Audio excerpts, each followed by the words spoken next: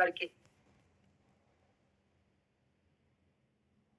उनके अभिमान को मिटाने के लिए निष्कल स्तंभ के रूप में, निराकार रूप में, कि कोई देख भी ना सके कि किस रूप में ये कौन है। आगे की कथाओं में वर्णन होगा।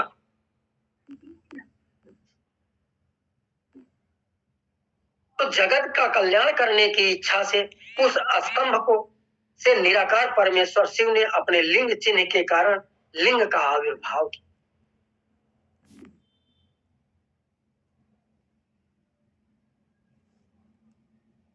उसी समय से लोक में परमेश्वर शंकर के निर्गुण लिंग और सगुण मूर्ति की पूजा भी प्रचलित। शिव के अतिरिक्त अन्य किसी भी देवी देवता, जितने भी देवी देवता हैं, सभी की पूजा केवल मूर्ति से होती है, लेकिन केवल अपने भोलेनाथ ही हैं। केवल यही एक अवघड़दानी है कि जो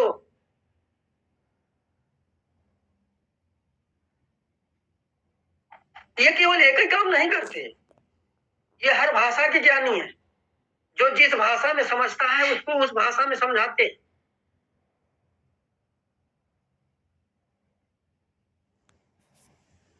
ये पालन भी करते हैं, सृष्टि की रचना भी करते हैं, पालन भी करेंगे।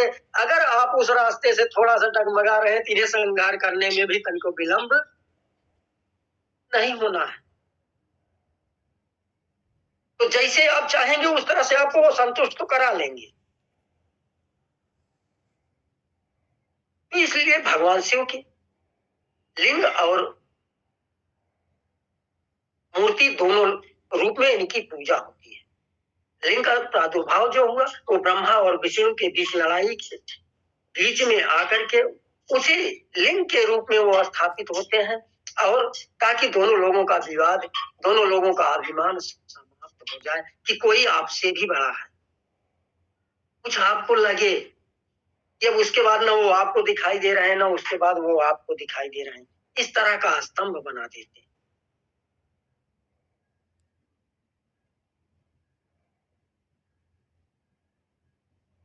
इसके आगे जो इन लोगों का, ब्रह्मा और विष्णु का युद्ध होता है, उसका वर्णन होगा अगले चरण में, अगले अध्याय में। इस अध्याय में केवल यही इतना था कि हमें अगर ये तीनों चीजें नहीं आ रहा था, हम किस तरह से मुक्ति के मार्ग पर चल सकते हैं।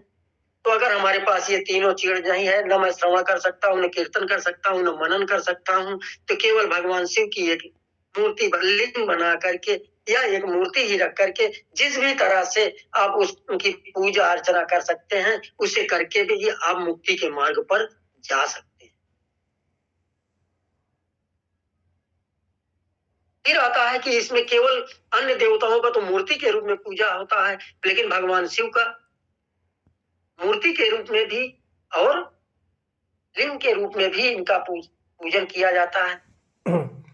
लिंग का प्रादुर्भाव क्यों हुआ, किस कारण से हुआ, ये था आज की कथा में। हर हर महादेव, जय श्री राम, जय सनातन। तो हम लोगों